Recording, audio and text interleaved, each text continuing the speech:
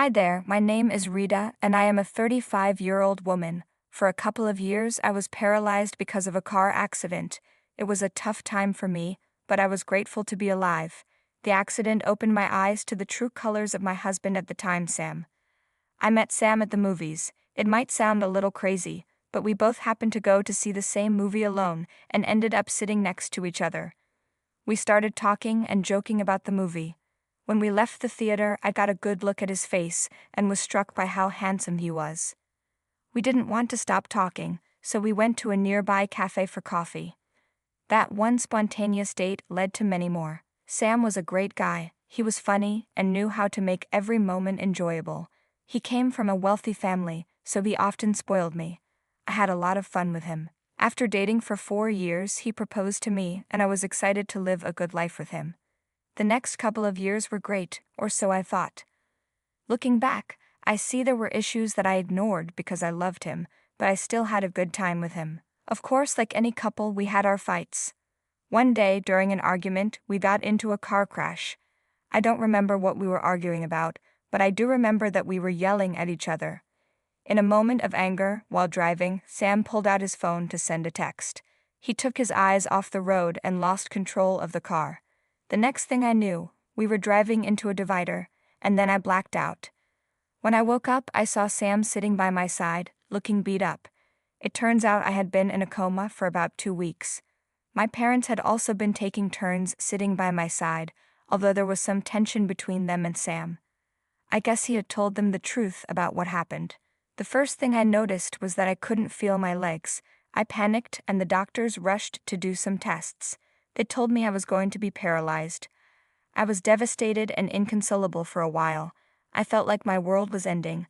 I stayed in the hospital for a few more weeks before I was sent home. I was still taking medicine for my other injuries, and the meds made me feel sleepy. I needed a lot of care, and Sam was barely there for me. I tried not to let it bother me, but it did. I spent a lot of time in the bedroom, and one day I wanted to sit in a living room to watch TV. When Sam got home from work, I asked him if he could carry me to the couch. "Hi, my love, how was work?" I asked. "It was so tiring. I just want to take a hot shower and relax," he replied. "You go do that, but before you do, could you carry me to the couch so I can watch some TV?" I asked. "Are you serious? Does me being tired mean nothing to you?" he snapped. "I'm sorry, I didn't mean to," I said. "You didn't mean to? You always make things worse for me," he shouted. "I'm sorry, I just feel like I'm going insane because I'm always stuck in here. If it was such a big deal, you could have just said no," I said. "Whatever. I can't do this anymore," he said. "What are you talking about?" I asked. "I can't deal with you. You're so tiring. I hate it. I deserve better than this. I'm done. I'm leaving," he said. "You can't leave me. How am I supposed to do anything in this state?" I cried. "I don't know, and I don't care. Do what you like. Bye," he said. I was beyond heartbroken. I know caring for someone who is paralyzed is not easy. It's a full-time job. But we vowed to stay together through sickness and health, and I was paralyzed because of his reckless driving. I know he hadn't been great whenever I was sick. He would leave me to deal with my sickness alone. I remember one time when I got pneumonia and needed to be hospitalized. He conveniently had a business trip right when I started showing symptoms. When I called him because my symptoms got worse, he said he wouldn't come back.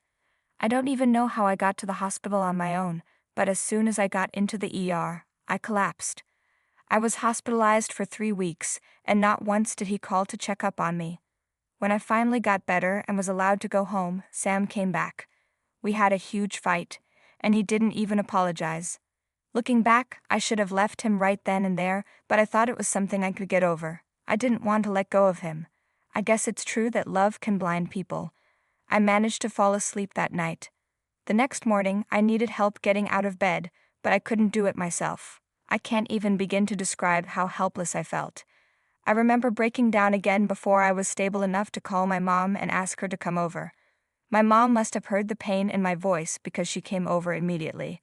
I always kept a spare key under one of the flower pots at our front door, so my mom used it to get inside.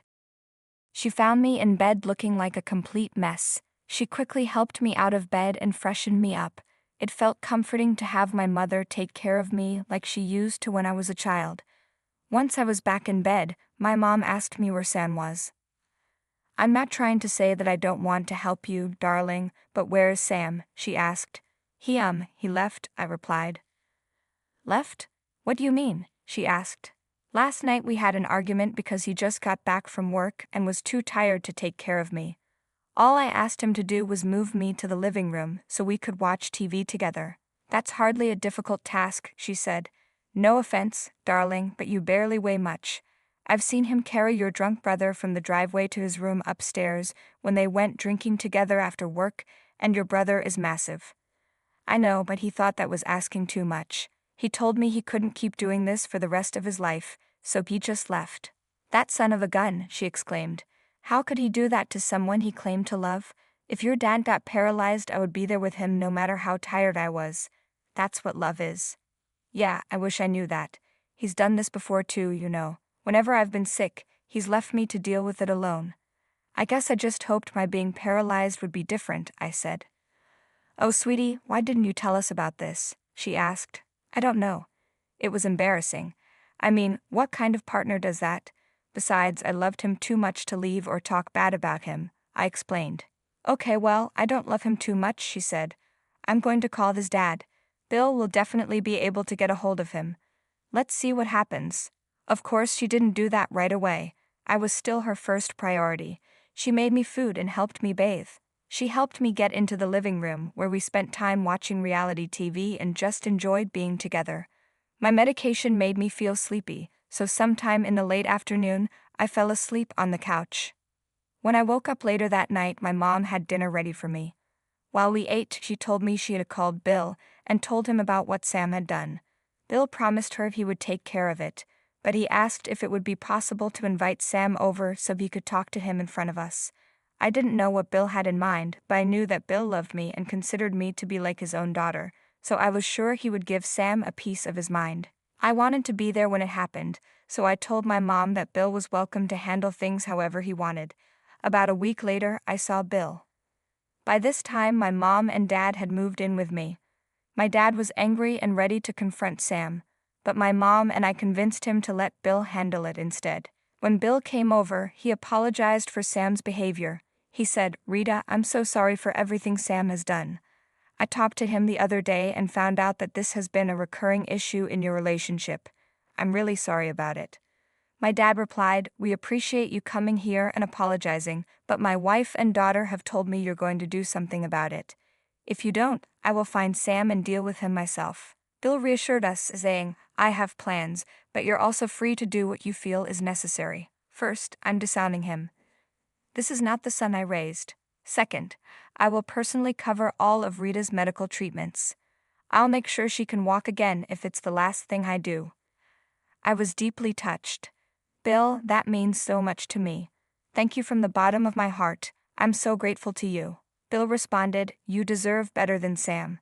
I was going to send him money to help you get better, but I'm glad I didn't, because he would have probably spent it on himself. My dad added, Thanks a lot, Bill. We owe you. Bill shook his head. No. If anything, I owe Rita for putting up with Sam. There's one more thing I'd like to do. If it's okay with you, I want Sam to come over this weekend because I want him to see what happens. We agreed, and Bill added, Rita, you have your first appointment with a new specialist tomorrow. I'll send someone to pick you up and drop you off. Don't worry about a thing, I'll take care of you. After Bill left, my parents and I were speechless. How could a man as kind as Bill have raised someone like Sam? My life was about to change again, but this time it was for the better. I was, and still am, so grateful to Bill for everything he did for me. The next day, my mom went with me to the doctor. After some tests, the doctor told me that my injury was treatable. He referred me to the best physiotherapist and told me to start therapy as soon as possible. I was so happy to hear this that both my mom and I burst into tears of joy. I was going to be able to walk again and feel my legs. When we got home and told my dad, it was the first time I saw him cry. We were all so happy. The rest of the week, I went to physiotherapy. The therapist said it would take a couple of years to relearn how to walk, but I was okay with it as long as I could walk again. It was tiring and tough, but I knew I had to keep going to get better. Finally, the weekend arrived, and I waited nervously for Sam and Bill to show up. Bill had told us he threatened to fire Sam if he didn't come over and apologize, but Sam didn't know Bill would be there too. When Sam arrived, I have to admit, I wanted to yell at him. I wanted to hurt him as much as he hurt me, but I let Bill handle it. My parents just glared at Sam as he walked over to me, trying to start a regular conversation. "Hey Rita," he said. "Hey Rita? Is that all you have to say? You left me for almost a month, and this is all you have to say? What are you even doing here?" Sam tried to brush it off. "Don't make this hard, Rita. You made it hard when you were texting and driving, and then you left me all alone, knowing I couldn't take care of myself." Sam sighed. "See, this is why I can't take care of you. You're always nagging and making me feel bad." "I make you feel bad? Since when? You've never once taken care of me." "Again, see? You always do this. Do you think I don't feel bad?" "No, I don't think you do. If this is your way of apologizing, it's sad." "Whatever, I tried to apologize, but you're being difficult. I did my best. I'll just leave now." I couldn't believe this was the man I married. Had he always been this heartless? I felt a lump in my throat and my eyes started to tear up. My heart hurt. Bill had to threaten him to even come back, and yet he didn't even try to apologize. He just blamed me again. Did he really not care about me at all? I looked at my parents and they looked just as shocked as I was as Sam turned to leave. I saw my dad snap out of his shock and rush toward Sam. Before Sam could react, my dad turned him around and punched him square in the nose. Sam yelled in pain, hunching over, and started screaming at my dad, but my dad just stared at him blankly. My mom rushed over to check my dad's hand to see if he was hurt, which, thinking back, was kind of funny. She was more concerned about my dad's hand than Sam's pain. While we were all caught up in what happened, we didn't notice that Bill had walked in. He took one look at Sam's bleeding nose and my dad's bruised knuckles and seemed to figure out what had happened. My parents eventually noticed Bill, and when Sam saw them looking in Bill's direction, he looked up too. Seeing his dad there made his face turn pale. "Dad, what are you doing here?" Sam asked. "I thought I'd drop by to see how the apology was going," Bill said, "and well, I guess it didn't go so well. I tried, but this man hit me," Sam exclaimed. Bill turned to me. "Rita, is that true? Did he apologize?" "No, not really," I replied. "He just blamed me for everything, and when I called him out, he said he left because I was too difficult." Bill sighed. "Wow, I'd love to say I'm surprised, but I'm not. Sam, you've disappointed me yet again." Sam tried to defend himself. "Oh, come on, Dad. Even you have to admit she's being difficult. Try taking care of someone who's always nagging." Bill's voice was stern. "You were the reason someone needed to be taken care of in the first place. You're selfish and ignorant, and I want nothing to do with you. Clear out your desk tomorrow and get out of all of our lives." "You can't do that," Sam protested. "I'm literally your legal heir." Bill then threw some papers in Sam's face. Confused, Sam caught them and quickly scanned over the documents. His face turned even paler. "You can't disown me," Sam said in shock. "Yes, I can," Bill responded. "I'm so disappointed in you that just the sight of your face makes me angry. Your mother would have been ashamed of you." Sam's voice broke. "How can you do this to me? I'm the one who's heartless." Bill didn't hold back. "You were the one who abandoned your paralyzed wife after causing the accident that led to her paralysis." "I said I was sorry," Sam cried out. "No, you didn't," Bill retorted, "and you're not going to get anything from me or Rita." Sam sneered. "What could I possibly get from Rita?" Bill answered calmly, "Every one of my assets will go to her when I die." "What?" Sam said, stunned. "She's been so strong and has dealt with you for so long. It's the least she deserves," Bill explained. Sam turned to me in anger. "This is all your fault, Rita. You just had to open your mouth. Now look at what you've done. Are you happy?" "I am," I said firmly. "I am very, very happy. You deserve nothing less than this. Now get out of my house." Sam tried to argue, but none of us listened. Eventually, he stormed out, yelling curses at us as he left. Once he was gone, I finally breathed a sigh of relief. My nerves started to settle down, and I turned to Bill. "Are you serious about transferring all your assets to me?" I asked, knowing that Bill's assets were worth millions. He nodded. "I am." I was shocked but also incredibly grateful. I tried to tell him he was going too far, but he assured me I deserved it. He also told me there was an opening in his company and that the job would be mine if I wanted it. He said I could work from home until I was able to walk again. Needless to say, I was a mess of tears, overwhelmed with gratitude. Over the next 3 years, I officially divorced Sam and stuck to my therapy. In 2 years, I was able to walk again, though my legs still felt weak if I stood too long. But after another year, I was more than healed. I took up Bill's offer and worked at his company. I found myself enjoying life for the first time in a long while. I was doing well in every aspect of my life, and nothing could bring me down. As for Sam, I happened to run into him at a grocery store. He looked haggard, very skinny, and like he hadn't slept in a long time. He recognized me, and I tried to walk away, but he approached me. "You can walk?" he asked, shocked. "Yeah, it took a while, but it turned out that my condition was curable," I replied.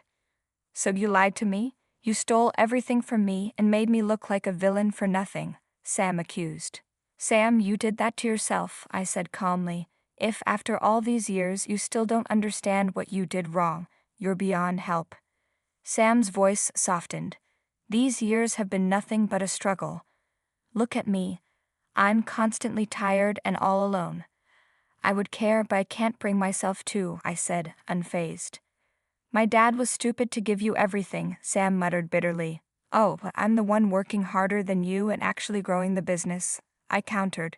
"In fact, just yesterday, your dad was telling me how smart it was to hire me in your place."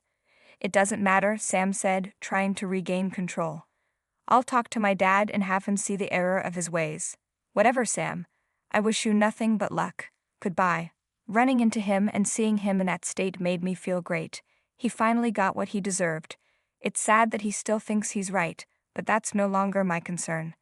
Now I just plan on living my best life, surrounded by people who actually care for me. I'm done making excuses for people, and I've learned my worth. I hope that everyone listening will take a page from my book and realize that your worth is always more than being treated like trash. Always stick with those who are there for you at your lowest, because they'll be the ones who soar with you at your highest.